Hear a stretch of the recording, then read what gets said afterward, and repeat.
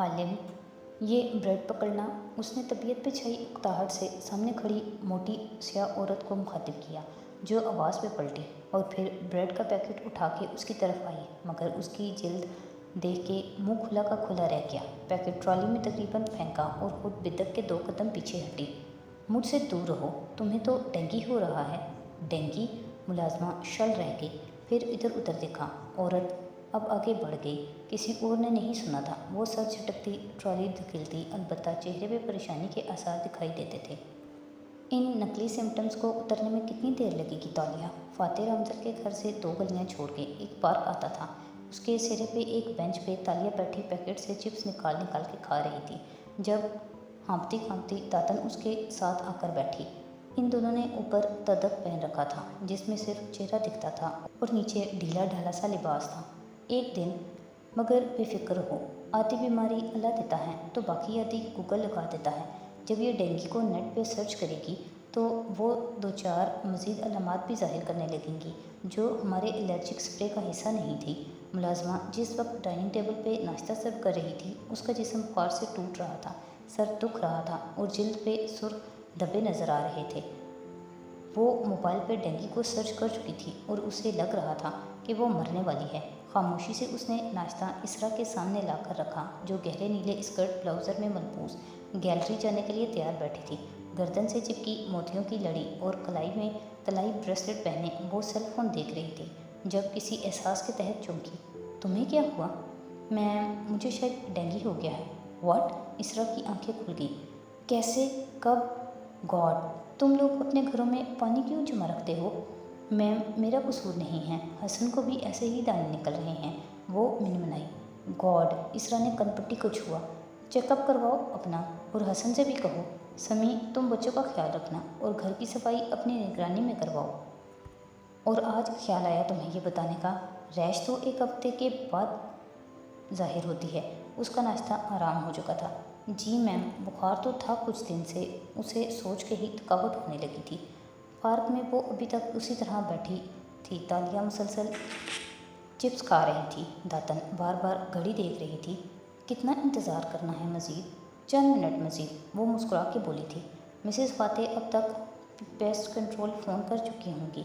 चंद minute गुजरे और pest control की एक बड़ी सी वैन करीब से गुजरी। तालिया ने गर्दन मोड़ के देखा। स्याह हिजाब के हाले में उसका चेहरा दमक रहा था और लबों पे मुस्कुराहट थी।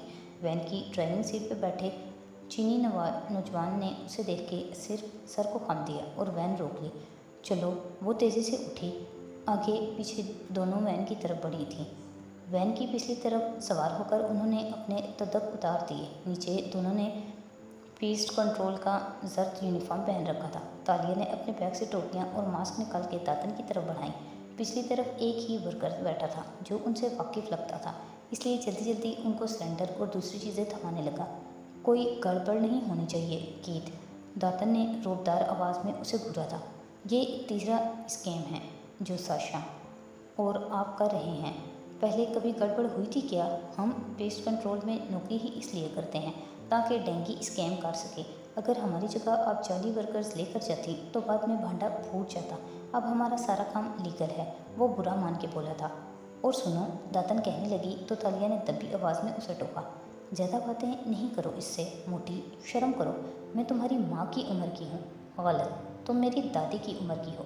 चंद मिनट बाद फातेह रामजल के लान में वर्कर्स स्प्रे करते नजर आ रहे थे। इसरा बदलना ख्वास्ता रुक गई थी, मगर कार में बैठी थी। मुलाजिम निगरानी पे खड़े थे। वर्कर्स का हेड ऑफिस ऊंची ऊंची हिदायत दे रहा था। सारे में घनी धुंध छाई थी। दातन लाउंज में स्प्रे करवा रही थी। ऐसे में सबको मसरूफ पाकर तालिया धुंध में फॉग ग्लासेस की मदद से देखती आगे चलती आई। वाईफाई जाम कर दिया था और होम अलार्म गार्ड्स ने खुद ही ऑफ कर दिया था। कहा था ना, वो हमें खुद दावत देंगे अब। तालिया कान में लगे नन्हे से आले में बोली। ऐसा ही एक आला दातन के कान में भी लगा था। उसने लाउंज के परले कोने से उसे इशारा किया। कोई उसकी तरफ मुतवज्जे नहीं था। तालिया तेज़ी से बेडरूम में घुस आई। अंदर आके उसने ग्लासेस उतारे और गर्दन घुमा के इतराब का जायज़ा लिया। सादा कमरा, सादा पर्दे, खाली दीवारें, बेड साइड टेबल पे रखी एक नन्ही बच्ची की तस्वीर और साथ में मुस्कुराता फातेह। तालिया आगे आई और ड्रेसिंग रूम की अलमारियाँ खोली। मर्दाना कपड़े टंगे थे। ये फातेह रामजल का कमरा था। ब्रेसलेट तो मिसेस फातिहा कलाई में पहने रखती हैं, मगर एक एंटीक तोहफा उन्होंने यकीनन अलमारी या लॉकर में रखा होगा। मगर तालिया, तुम तो कह रही थी कि फातिहा ने तेंकु कामिल के बेटे के मुंह पे कह दिया था कि वो सिक्का असली नहीं है। हाँ, असली ना सही, कदीम तो है ना, कोई एंटीक ऐसे फेंक तो नहीं देता। और मिसेस इसरा जैसी आर्ट कलेक्टर तो बिल्कुल भी नहीं। अब वो जल्दी जल्दी दराज खोल रही थी, मुख्तलिफ खाने चेक किए, फिर आखिरी अलमारी खोली तो देखा सामने कोने में नन्हा सा सेफ नस्ब था। सेफ की हैयत देखकर वो मुस्कुराई। आज हमारा अच्छा दिन है बुढ़िया, कान में लगे आले में वो बोली, क्योंकि इतने बड़े लीडर ने अपनी कीमती चीज़ों को छुपाने के लिए सिर्फ एक फायर सेफ का सहारा लिया है। क्या फायर सेफ? दरवाजे के बाहर खड़ी दातन ने हैरत से सरगोशी की, फिर अंदर आते मुलाजिम को देखा तो उस पर बरस पड़ी। तुम बगैर मास्क के अंदर क्या कर रहे हो? कैंसर करवाना है? फेफड़े ख़राब करवाने हैं? जानते हो ये केमिकल कितने नुकसानदेह हैं? मास्क पहन कर आओ। मुलाजिम हड़बड़ा के बाहर भागा। मेरे कान में मत चीखो। अंदर सेफ के सामने घुटनों के बल बैठी तालिया ने बुरा मुंह बनाया, फिर अपना नन्हा बैग ज़मीन पर रखा। तिजोरियाँ मुख्तलिफ तरह की होती हैं। फायर सेफ वो तिजोरी होती है जो अगर घर को आग लग जाए और तिजोरी 2-3 घंटे जलती भी रहे तो अंदर की तिजोरी महफूज रहती है। ऐसी तिजोरियों में लोग कीमती कागजात रखते हैं और उनको खोलना आसान होता है। दूसरी किस्म की तिजोरियाँ जेवरात वगैरह के लिए होती हैं, उनको बर्गलर सेफ कहते हैं। जल्दी ये भी नहीं है, मगर चोरों के लिए इनको खोलना बहुत कठिन हो जाता है। तुम मकनातीस लाई हो? दाता ने दबी सरगोशी में कहा। तालिया सारा ज़ादेरा साथ उठाती है मैडम। उसने मुस्कुरा के बैग से एक सिल्वर रिंग का गोल हॉकी पट राइबर अर्थ मैग्नेट निकाला। ऐसा था जैसे 2 शामी कबाबों को ऊपर तले मिला के रखा गया हो और उसको एक जुराब में डाला। अगर डायरेक्ट मकनातीस लोहे पे रख देती और उसकी उंगली दरमियान में आ जाती तो वो वहीं चिपकी पड़ी होती। फिर जुराब में लिपटे मकनातीस को तिजोरी के दरवाजे के ऊपरी बाएं कोने पे रखा। ये सबसे पहला सेफ है जिसको खोलना सीखा था मैंने दातन, वो मुस्कुरा के बताने लगी। उसके अंदर जो कुंडा दरवाजे के लॉक को जोड़े हुए है वो मकनातीस के साथ चिपक जाता है यूं, और उसने मकनातीस आहिस्ता से दाएं तरफ फेरा तो दरवाजे के दूसरी तरफ कुंडा हिलने लगा। चंद सेकंड मजीद लगे और क्लिक की आवाज़ आई। तालिया ने तिजोरी पे नस्ब पासवर्ड पैड को ज़ुबान निकाल के दिखाई। हा हा, जब मकनातीस है मेरे पास तो तुम्हारे पासवर्ड को दबाने की ज़रूरत क्या है? और मज़े से दरवाज़ा खोला। वो मुकम्मल खुल गया। फातिह रामजल के फरिश्तों को भी इल्म नहीं होगा कि किसी ने तिजोरी खोली थी। मुस्कुरा के वो कागजात बाहर निकालने लगी, फिर अंदर हाथ मारा, मगर मुस्कुराहट गायब हुई। वहाँ कुछ रकम, पासपोर्ट, कागजात वगैरह के सिवा कुछ ना था। तालिया का चेहरा उतर गया। तिजोरी बंद करके उठी और खुली अलमारी को देखा, फिर भवें सुकेड़ी। सिर्फ मर्दाना कपड़े, टाई, कोट, ये सिर्फ फातिह का कमरा है क्या? वो चौंकी, फिर जल्दी से सब कुछ ठीक करके बाहर आई। लाउंज में वर्कर्स इसी तरह काम कर रहे थे। गहरी धुंध हर सू फैली थी। दातन को इशारा करती वो दूसरे मास्टर बेडरूम में चुपके से दाखिल हुई। वो मुलाजिम सामने ही थे, मगर धुंध के बायस उसको नहीं देख सकते थे। वाह, क्या आलीशान कमरा था इसरा का। ऊंचे मखमली पर्दे, कीमती पेंटिंग्स और आर्ट वर्क, ड्रेसिंग टेबल पे सजी परफ्यूम की बोतलें। सताइशी अंदाज में इधर उधर देखती वो सिंगार मेज तक आई और दरवाज़ा खोला, फिर वार्डरोब खोला। कोई सेफ नहीं था। बेड साइड टेबल चेक की, मगर बेसूद। ठहरो, वहाँ एक रिमोट पड़ा था। ये ब्लाइंडर्स के रिमोट जैसा था। इसी का तो नहीं था। तालिया ने रिमोट एक पेंटिंग की तरफ बुलंद किया और बटन दबाया। पेंटिंग आहिस्ता से दाएं तरफ हटी और दीवार में खाना नजर आने लगा। अंदर यकीनन सेफ था। वो मुस्कुराई और आगे बढ़ी, मगर जैसे ही वो करीब आई मुस्कुराहट फीकी पड़ी। दिल धक से रह गया। जल्दी करो तालिया, दातन उसके कान में शोर डाले हुए थी। दातन, उसको अपनी आवाज़ गहरी खाई से आती सुनाई थी। सेफ मिल गया है, मगर ये TL-30 सेफ है, ग्रुप 2 कमीशन लॉक। उसने दरवाजे पे लगे पहिए को छुआ, मगर उसमें ड्रिल से सुराख करूं तो दरवाजे के अंदर शीशे की तह टूट कर उसको मज़ीद मुश्किल तरीके से लॉक कर देगी। मुक्के मारूं तो स्प्रिंग रीलॉक हो जाएगा। आरी से काटूं तो 1 घंटे बाद दरवाज़ा कटेगा। फिल्मों में तो लोग 1 मिनट में खोल लेते हैं तालिया।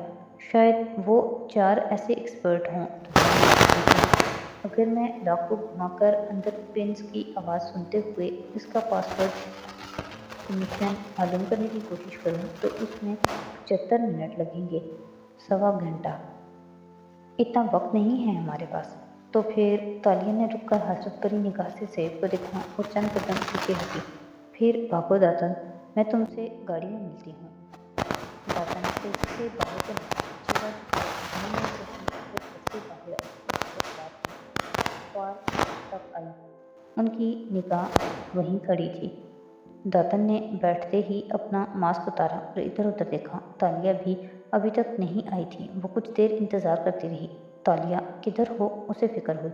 تالیہ کی پھنسی پھنسی سی آواز سنائی دی، داتن وہ ملازم آ گیا تو میں الماری میں چھپ گئی، وہ مجھے الماری میں لاک کر گیا ہے۔ داتن کے پیروں تلے سے زمین نکل گئی۔ تالیہ، تالیہ، یہ کیسے ہوا؟ داتن مجھے نکالو، میرا دم گھٹ رہا ہے اور میں کیا کروں؟ تم پریشان نہ ہو، میں کچھ کرتی ہوں۔ داتن کو ٹھنڈے پسینے آنے لگے تھے۔ داتن مجھے نکالو، مجھے سانس نہیں آ رہا۔ او خدایا، پلیز مجھے بچا لیں، میرا دم خراب ہو رہا ہے۔ تالیہ میری بچی، تم۔ داتن کی آنکھوں میں آنسو آ گئے۔ وہ جلدی سے ماسک پہننے لگی، پھر رکی۔ تمہیں کب سے دمہ ہوا؟ 2 منٹ پہلے سے۔ وہ اس کے کان کے اتنا قریب چیخی کہ داتن اچھل پڑی۔ تالیہ ہنستی ہوئی دروازہ کھول کے اندر بیٹھ رہی تھی۔ داتن کا منہ کھلا کا کھلا رہ گیا تھا، اعصاب شل تھے۔ چند لمحے گزرے اور اس کی رنگت سرخ پڑنے لگی۔ تم؟ غصے کے مارے وہ بول نہیں پا رہی تھی۔ ہاں ہاں، اور وہ ہنستی جا رہی تھی۔ میں الماری میں پھنس سکتی ہوں کیا؟ ہاں ہاں، تم تو رونے والی تھی۔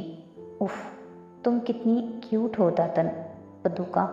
آپ نے موٹی عورت کے سیاہ پھولے گال کی چٹکی کاٹی۔ داتن نے غصے سے آنکھیں رگڑیں اور بے بسی سے اسے دیکھا۔ تم چھوٹی ہرنی، تم نے مجھے کتنا ڈرا دیا۔ اندازہ ہے تمہیں؟ کسی دن سچ میں پھنسو گی اور میں نہیں آؤں گی۔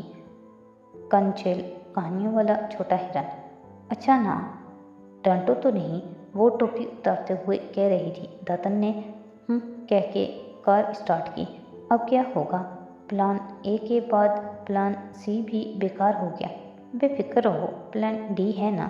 پھر اس نے جیب سے ایک سرخ اور گلابی کارڈ لہرا کے دکھایا۔ مجھے دیر اس لیے ہوئی کیونکہ میں مسز اسرا کی نیلامی میں اپنا زبردستی والا انویٹیشن کارڈ اٹھانے رک گئی تھی۔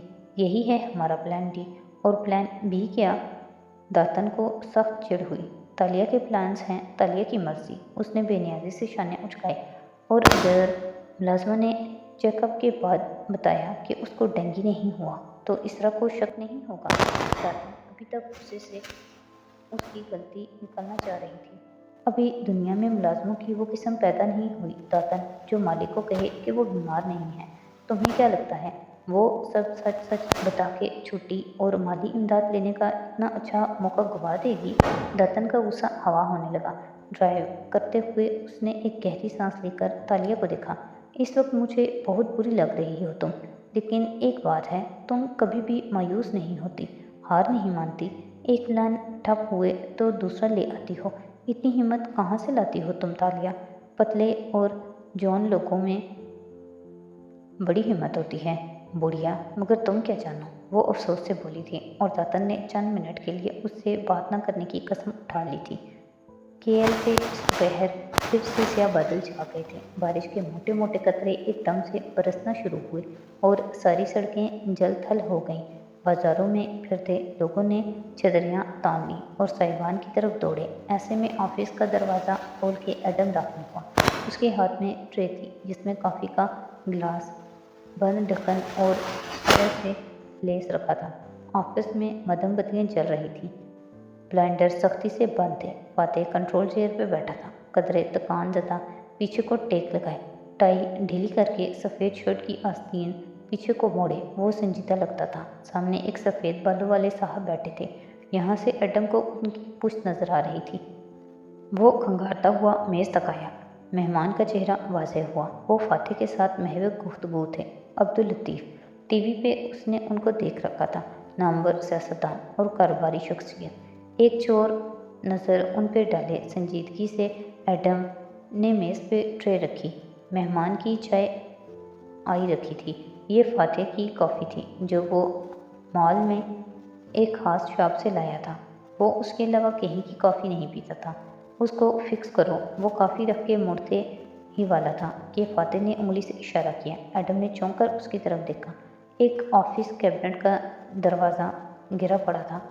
دروازے کا جوڑ، قبضہ وغیرہ سب اکھڑ گئے تھے۔ Right sir. وہ آگے بڑھا، پھر رکا، ادھر ادھر دیکھا، پھر فاتح کی طرف گھوما۔ میخ اور ہتھوڑا ہوگا سر ادھر؟ وہ جو الجھن اور اکتاہٹ سے گفتگو شروع کرنے جا رہا تھا، اس سوال پہ ایک نظر اٹھا کے ایڈم کو دیکھا اور پھر واپس مہمان کی طرف متوجہ ہوا۔ وہ ایک سخت نظر ایڈم پہ گھڑوں پانی ڈال گئی۔ وہ تیزی سے باہر لپکا، فاتح کے سیکرٹری سے ہتھوڑا مانگا، وہاں نہیں تھا۔ کسی نے بتایا کچن میں دیکھے، وہ ادھر بھاگا۔ بہرحال تھوڑی دیر تک وہ تکو دو کے بعد وہ میخیں اور پیچ کس لیے آفس میں دوبارہ داخل ہوئی اور اس باس سے نظر ملائے بغیر ٹوٹی کیبنٹ تک آیا اور پنجوں کے بال اس کے سامنے بیٹھا۔ ایش نے تمہیں پھنسا دیا ہے فاتح، اب تم کیا کرو گے؟ کنکھیوں سے وہ دیکھ سکتا تھا کہ عبداللطیف صاحب فکر مندی سے کہہ رہے تھے۔ وہ جواب میں کچھ نہیں بولا، خاموشی سے ایک ہاتھ گال تلے رکھے گھڑی کی دیکھتا رہا تھا۔ ہار مان جاؤ گے؟ صرف پیسوں کے پیچھے ہم پولیٹیکل فنڈز ریزنگ کر سکتے ہیں، عوام تمہارے ساتھ ہوگی۔ بارش نیشنل کے 2.5 لاکھ ممبرز کو ہم اپروچ کر سکتے ہیں، تم پارٹی چیئرمین منتخب ہو سکتے ہیں۔ ایک آدمی تھا عرب میں۔ وہ گہری سانس لے کر عبداللطیف کی طرف چہرہ گھما کے کہنے لگا، آواز آہستہ اور تکان زدہ تھی۔ ایڈم دھیرے دھیرے پیچ کسنے لگا، سر جھکائے، سنجیدہ صورت بنائے، مگر کان گفتگو پہ لگائے ہوئے۔ مالدار، عزت دار، باوقار۔ اس کا نام عمرو تھا۔ وہ لوگوں کے ساتھ بہت اچھا تھا۔ کعبہ آنے والے حاجیوں کے لیے شوربے میں روٹی توڑ توڑ کے رکھ چھوڑتا، جس کو سب کھاتے اور اسے دعائیں دیتے۔ اس سے لوگوں نے اس کا نام ہاشم رکھ دیا، روٹی توڑنے والا۔ جو لوگ دوسروں کی مدد کرتے ہیں اور اخلاق اچھے ہوتے ہیں، انہیں ایک دنیا اچھے ناموں سے یاد رکھتی ہے۔ ایڈم پیچ قبضے پہ جمائے آہستہ سے اسے اوزار سے کس رہا تھا۔ دھیان وہیں تھا۔ ہاشم ایک دفعہ ملک شام گیا تو راستے میں مدینے میں اس نے ایک خاتون سے شادی کر لی۔ کچھ دن وہاں ٹھہرا اور پھر شام چلا گیا۔ اس سفر میں اس کا انتقال ہو گیا۔ پیچھے سے بیوی کے ہاں بیٹا پیدا ہوا، مگر ہاشم کے خاندان والے اس شادی سے واقف نہیں تھے، تو بچہ ماں کے پاس پلتا رہا۔ اس کے بال بالکل سفید سے تھے، بلونڈ، سنہرے جیسے، اس لیے اس کا نام شیبہ، سفید بالوں والا، رکھا گیا۔ شیبہ 10-12 سال کا ہوا تو ہاشم کے بھائی مطلب کو اس کا علم ہوا۔ مطلب کے لیے یہ ایک جذباتی دھچکا تھا۔ وہ فوراً مدینے گیا، بھتیجے کو اس کی ماں سے اصرار کے ساتھ اپنے ساتھ لے آیا۔ عرب میں لوگ سفر سے واپسی پہ نوجوان غلام خرید کے ساتھ لایا کرتے تھے۔ مطلب جس وقت شیبہ کے ساتھ مکہ میں داخل ہوا تو لوگوں نے سمجھا کہ وہ نیا غلام خرید کر لایا ہے، تو وہ اس لڑکے کو عبدالمطلب پکارنے لگے، یعنی مطلب کا غلام۔ مطلب نے کلیئر کر دیا کہ یہ میرا بھتیجا ہے، مگر شیبہ کا نام اس دن سے عبدالمطلب پڑ گیا اور آج تک ہم ان کو اسی نام سے جانتے ہیں۔ مگر میں تمہیں یہ قصہ کیوں سنا رہا ہوں؟ ٹھہرو۔ عبداللطیف صاحب نے پہلو بدلا تو فاتح نے ہاتھ سے اشارہ کر کے انہیں کھڑا ہونے سے ٹھہرنے کو کہا اور اسی سنجیدگی سے بات جاری رکھی۔ ایڈم کے کان میں وہیں لگے تھے۔ عبدالمطلب مکہ کے اعلیٰ اور معزز خاندان میں سے تھے۔ اگر تم ان لوگوں کی تاریخ پڑھو تو دیکھو گے کہ یہ بہت اونچے اخلاق کے عظیم لوگ تھے، باوقار، بہادر اور جری۔ یہ ہماری طرح چھوٹے چھوٹے مفادات کے پیچھے بڑے بڑے سمجھوتے نہیں کرتے تھے۔ یہ دولت اور قیمتی چیزوں کے انبار اپنے گرد لگا کے خود کو ان کا غلام نہیں بناتے تھے۔ عبداللطیف یہ آزاد لوگ تھے۔ یہ اپنے جذبات اپنی آستین پہ پہن کے رکھتے تھے۔ عبدالمطلب کی مکہ میں بہت عزت اور نامور تھی۔ وہ بہت اچھے انسان تھے، خوبصورت، نڈر اور دل کے سچے۔ ان کو ایک رات خواب میں کسی کی آواز آئی کہ زمزم کا کنواں کھودو۔ وہ اٹھے تو دیکھا وہاں کوئی نہیں تھا، وہ اکیلے تھے۔ وہ سانس لینے کو ٹھہرا۔ ایڈم کے ہاتھ رک چکے تھے، وہ بالکل دم سادے سن رہا تھا۔ گردن کے پیچھے کے بال کھڑے ہو چکے تھے۔ زمزم کا کنواں کئی صدیاں پہلے بنو جرہم نے مکہ چھوڑتے وقت دفن کر دیا تھا، اور ساتھ انہوں نے کعبہ کے سونے کے ہر 2 ہرن، قدیم تلواریں، زریں ہیں وغیرہ اس میں دفن کی تھی۔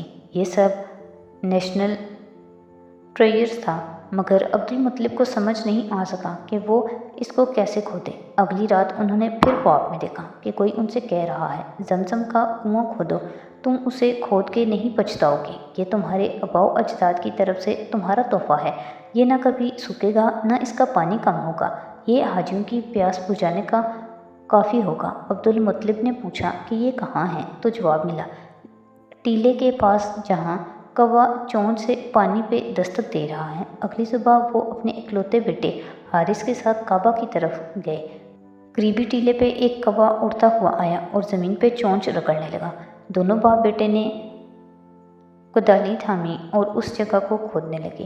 یوں صدیوں سے دفن کنواں دریافت ہو گیا، خزانہ بھی مل گیا، مگر دوسرے لوگ اکٹھے ہونے لگے۔ انہوں نے کہا کہ اس میں ہمارا بھی حصہ ہے، مگر عبدالمطلب کا کہنا تھا کہ یہ ہمارا ہے، اسے ہم نے ڈھونڈا ہے۔ وہ لوگ لڑائی کے لیے تیار ہو گئے۔ عبدالمطلب وہاں اکیلے تھے اور ان کا ایک ہی بیٹا تھا۔ اس وقت ان کو اپنا آپ بہت کمزور لگا اور گو کے بعد میں ان کو سارا خزانہ اور کنویں میں سے حصہ مل ہی گیا، لیکن اس موقع پہ انہوں نے دعا مانگی تھی کہ اگر اللہ مجھے 10 بیٹے دے تو میں ایک کو کعبے کے پاس قربان کر دوں گا۔ ان کے مرتبے کا سردار، ایک بہادر آدمی، ایک جرأت مند لیڈر، وہ صرف ایک چیز کے بل بوتے پہ ان کا مقابلہ کر سکتا تھا، اپنے خاندان کی طاقت، اور کچھ نہیں۔ ہم تب تک کسی جنگ میں نہیں جا سکتے عبداللطیف، جب تک ہمارا خاندان ہمارے ساتھ نہ کھڑا ہو۔ اگر ہم ان کو کنونس نہ کر سکیں کہ ہم جیت سکتے ہیں، اگر وہ ساتھ چھوڑ دے تو چیزیں زیادہ مشکل ہو جاتی ہیں۔ اس کی آواز میں تکلیف سمٹ آئی تھی۔ ایڈم بالکل شل سا بیٹھا تھا۔ اس نے باس کو اتنے دکھ سے بات کرتے پہلی دفعہ دیکھا تھا۔ میں اس انتخاب میں تب تک نہیں جا سکتا جب تک اسرا اور بچے میرے ساتھ نہ ہوں۔ میں پیسے کی کمی سے نہیں ڈرتا، لیکن اتنے سال میں نے مالیزیا کے لیے جدوجہد کی، دکھ اٹھائے، قربانیاں دیں۔ اس نے ایک نظر اس فوٹو فریم پہ ڈالی جو میز پہ رکھا تھا۔ ننھی سی مسکراتی بچی۔ فاتح کی آنکھوں میں تکلیف ابھری۔ ہر بات کے اختتام پہ میں یہی سوچتا تھا کہ کبھی تو اللہ مجھے ہر چیز کے لیے کمپیشنیٹ کرے گا، لیکن اب عیش چاہتا ہے کہ میں اپنے خواب سے دستبردار ہو جاؤں۔ تو کیا وہ اتنے سال بے مصرف گئے؟ ان ساری قربانیوں کو میں ضائع کر دوں؟ خواب تو بچے کی طرح ہوتے ہیں، ہم ان کو اپنے ساتھ بڑا کرتے ہیں، لیکن میرے خواب شاید بوڑھے ہو گئے ہیں۔ ایڈم نے آخری پیچ کسا اور سامان اٹھا کے آگے بڑھ گیا۔ دروازہ کھولتے ہوئے اس نے سنا کہ عبداللطیف کہہ رہے تھے، اسرا کو کنونس کیا جا سکتا ہے۔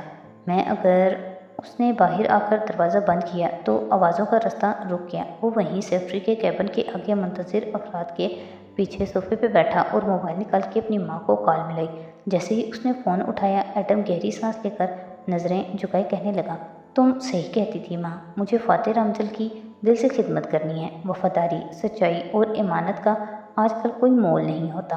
اور پتہ ہے کیا، اب میں بھی زندگی میں کچھ بننا چاہتا ہوں، بڑا آدمی، اونچے خواب، اونچے مقصد رکھنے والا۔ مجھے اپنے آپ کو کسی بامقصد کام کے لیے استعمال کرنا ہے۔ اور وہ جو آنکھوں میں نئے نئے خواب سجائے کہہ رہا تھا، ایک دم اس کے جوتے پہ کسی نے بوٹ رکھا تو وہ بلبلا کے کھڑا ہو گیا اور موبائل نیچے کیا۔ سامنے سیکرٹری کھڑا اسے گھور رہا تھا۔ کیا ہوا سر؟ وہ بوکھلایا۔ تمہیں اب تک برداشت کر رہا ہوں میں، لیکن یہ جو تم اوور اسمارٹ بن کے فاتح صاحب کے آگے پیچھے پھرنے کی کوشش کر رہے ہو، عبداللہ کی نوکری ہتھیانا چاہتے ہو تم کیا؟ ہاں۔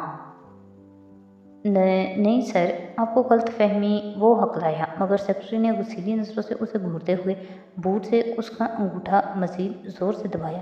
اس آفس میں بہت سے آئے اور بہت سے گئے۔ جو آتا ہے طاقت کا خواب لے کر آتا ہے، اور میں اسے مکھی کی طرح نکال پھینکتا ہوں۔ اس لیے لمبے لمبے خواب مت دیکھو، اپنے گنے چنے دن پورے کرو اور سر سے زیادہ فرینک نہ ہو، ورنہ ابھی عبداللہ کو کال کر کے بتا دوں گا کہ تم اس کی نوکری ہتھیانے کی کوشش کر رہے ہو، وہ تمہاری جان لے لے گا۔ سمجھ آیا؟ جی سر۔ ایڈم نے نگاہیں جھکا دیں۔ اب مجھ سے معافی مانگو۔ نوجوان سیکرٹری اسے اسی طرح گھورتے ہوئے چبا چبا کے بولا تو ایڈم نے گلابی پڑتی آنکھیں اٹھائیں۔ سوری سر، اب ایسا نہیں ہوگا۔